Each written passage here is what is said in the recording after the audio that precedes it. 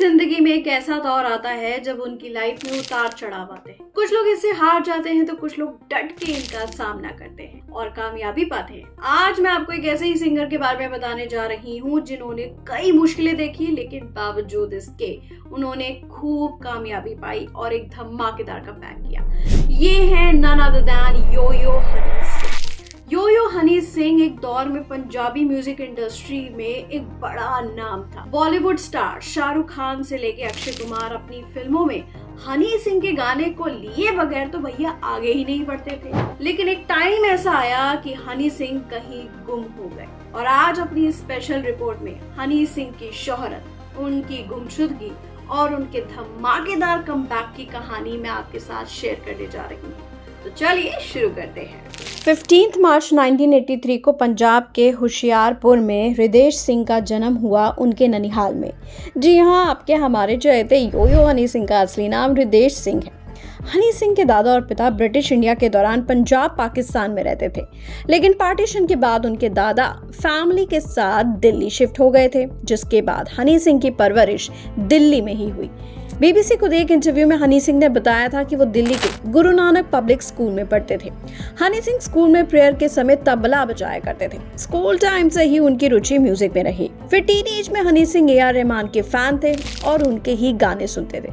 इसके बाद या 1995 के बाद उन्होंने कुछ इंग्लिश गाने सुनने शुरू किए और बीट्स, हिप हॉप की तरफ उनकी रुचि बढ़ने लगी। उसी दौर में म्यूजिक की पढ़ाई के लिए हनी सिंह यूके भी गए। हनी सिंह ने ठान लिया था कि वो हिप हॉप को भारत में प्रमोट करेंगे और कुछ अलग करके दिखाएंगे। तो आखिर कैसे हुई म्यूजिक इंडस्ट्री में यो-यो हनी सिंह की एंट्री? टीनेज में ही हनी सिंह ने अपना करियर चुन लिया था, लेकिन उन्हें नहीं पता था कि वो कैसे शुरू करें और आगे बढ़ने के लिए क्या करें।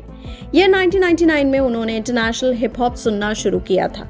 इसके बाद हनी ने साल 2003 में दिल्ली गोवा में अंडरग्राउंड रैपर TGO के लिए बीट्स बनाना शुरू कर दिए थे। हनी सिंह ने पहला गाना खड़के गला से तेरे ना दे बनाया था, जो सुपर हिट हुआ, लेकिन फिर भी उन्हें काम नहीं मिला। इसके बाद हनी सिंह पंजाब शिफ्ट हो गए, जहां रीजनल और इंग्लिश लैंग्वेज में गाने बनाने लगे। हनी सिंह पंजाब, कनाडा और इंग्लैंड में स्टार बन गए थे, लेकिन उन्हें दिल्ली, मुंबई जैसे भारत की मेट्रो सिटीज में फेमस होना था। इसके बाद हनी ने साल 2010 के बाद कुछ सोलो सॉन्ग्स बनाए जो सुपर डुपर हिट रहे। इसके बाद हनी सिंह ने अंग्रेजी beat, brown Rang, Gabru, lungi dance, party with Bhoothnath, Desi Kalakaar, love dose, Sunny Sunny जैसे सुपर हिट गाने दिए। इन गानों के कारण हनी सिंह की पॉपुलैरिटी इस कदर बढ़ी कि बड़े से बड़ा स्टार हनी के गानों को अपनी फिल्म में लेना चाहता था। साल 2010 से लेकर साल 2014 ये वो टाइम था जब हनी सिंह की बुलंदियां आसमान पर थी। शादी हो, पार्टी हो, हर जगह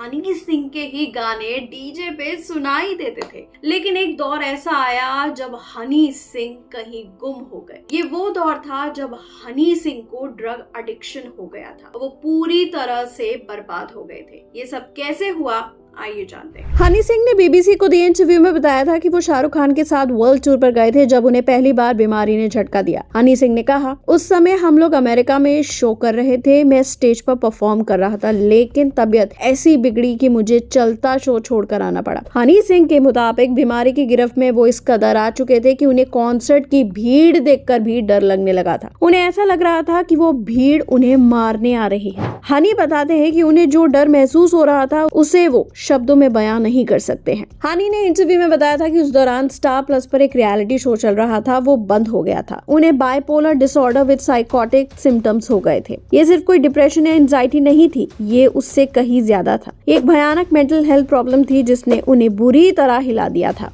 हनी बताते हैं कि इस बीमारी के कारण ही उन्होंने अपने घर वालों से कहा कि अब वो काम नहीं कर पाएंगे, उन्हें घर लेकर चलो। उन्होंने बताया, क्योंकि मैं कॉन्ट्रैक्ट से बंधा हुआ था तो घर वालों ने कहा कि केस हो जाएगा, लेकिन मैंने कहा जिसे जो करना है करे, मुझे बस घर जाना है। ये बीमारी हनी पर इस कदर हावी हो चुकी थी कि हनी महीनों तक अपने घर से बाहर नहीं निकले और अपने कमरे में ही बंद होकर रहते थे। इस बीमारी के कारण हनी के 5 साल बर्बाद हो गए। इन 5 सालों में यानी कि साल 2014 से लेकर 18 के बीच में हनी सिंह को लेकर काफी खबरें भी आई। किसी ने कहा कि वो ड्रग एडिक्ट हो गए हैं, तो किसी ने कहा कि वो कर्ज में डूब गए हैं। तो वहीं कई सोशल मीडिया पर बहुत से लोगों ने उनके डेथ की भी अफवाहें उड़ाई। साल 2014 में हनी की ये पिक्चर सोशल मीडिया पर वायरल हुई, जिसमें वो हॉस्पिटल के बेड पर जख्मी लेटे नजर आ रहे हैं, जिसके साथ लिखा गया कि हनी की मौत हो चुकी है। हालांकि बाद में हनी ने ट्विटर पर पोस्ट कर इन खबरों को महज अफवाह बताया था। हनी सिंह ने इन सब पर कहा था, जब मेरा इलाज चल रहा था तब मुझे बताया गया जो खबरें मेरे बारे में सोशल मीडिया पर आती थी।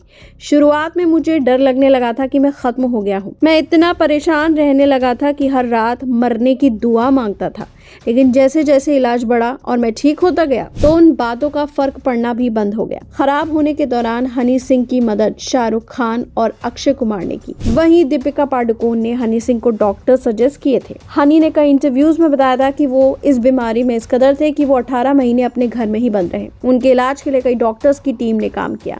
उन्हें बाइपोलर डिसऑर्डर से जूझना पड़ा था और इस दौरान उन्होंने कई डॉक्टर्स को बदला था। शुरुआत में डॉक्टर्स को ये बात समझ नहीं आ रही थी कि आखिर हनी को किस तरह की बीमारी है, जिसके कारण डॉक्टर्स की दवाइयां काम नहीं कर रही थी और उन्हें कई महीनों तक दवाइयां सूट नहीं आई। बाद में डॉक्टर्स की एक टीम ने उनकी बीमारी का सही पता लगाया और इलाज शुरू हुआ। हनी ने अपनी बीमारी के बारे में बताते हुए कहा कि ये बीमारी इतनी बड़ी थी कि उन्हें खुद को ठीक करने में भी 5 साल लग गए। यो हनी सिंह ने बीमारी के बाद मखना गाने से वापसी की थी, जो साल 2019 में रिलीज किया गया था। इस गाने में नेहा कक्कड़ ने भी हनी सिंह का साथ दिया। क्यूबा में शूट किया गया ये गाना ऑडियंस को काफी पसंद आया था। गाने की बीट के साथ हनी के स्वैग ने लोगों के दिल को छू लिया। लोग समझ गए थे कि हनी अब पुराने फॉर्म में लौट आए हैं। मखना सॉन्ग के हिट होने के बाद साल 2019 में हनी एक और गाना लेकर आए, उर्वशी, जिसमें शाहिद कपूर और कियारा आडवाणी थे। इस सॉन्ग के साथ ही हनी की वापसी मजबूत हो गई। साल 2019 में हनी ने मलकीत सिंह के साथ कोलैबोरेट किया और गुड नालो इश्क मिठा लेकर आए और ये पेशकश भी जनता के सिर चढ़कर बोली। इसके बाद साल 2020 में लोका और नेहा कक्कड़ के साथ मॉस्को माशुका ने तो ये साबित कर दिया कि हनी अब पुराने फॉर्म में लौट ही आए हैं और इस बार हनी की आंधी थमने नहीं वाली है। फिर आया साल 2021 और इस साल भी हनी ने फैंस को कई हिट सॉन्ग्स दिए, जिसमें फर्स्ट किस, सैया जी, कांटा लगा और बूम बूम सॉन्ग शामिल थे। इनमें कई सॉन्ग्स में हनी का टोनी कक्कड़ और नेहा कक्कड़ ने भी साथ दिया। लेकिन साल 2023 में जब हनी कला स्टार 2 लेकर आए तो ये उन लोगों के मुंह पे तमाचा था जिन्होंने हनी के कमबैक को खूब निशाना बनाया था और ये तक कहा था कि किसी का तो कमबैक तक नहीं हो रहा है। कला स्टार ने ऐसी जबरदस्त सक्सेस हासिल की कि ये गाना हनी के तमाम कॉम्पिटिटर्स के मुंह पे एक मुंह तोड़ जवाब था। कला स्टार 2 के बाद हनी ने और भी कई सुपरहिट सॉन्ग्स दिए, जैसे कि क ख ग, डिजाइनर और कैसनोवा। वहीं साल 2024 में हनी ग्लोरी एल्बम के साथ दोबारा आए और फिर शानो शौकत को पा गए। वहीं हाल ही में हनी का लेटेस्ट सॉन्ग बोनीटा भी लोगों के सर चढ़कर बोल रहा है। देखा जाए तो किसी भी सिंगर और रैपर के लिए इस तरह का गियर अप वाकई मुश्किल है।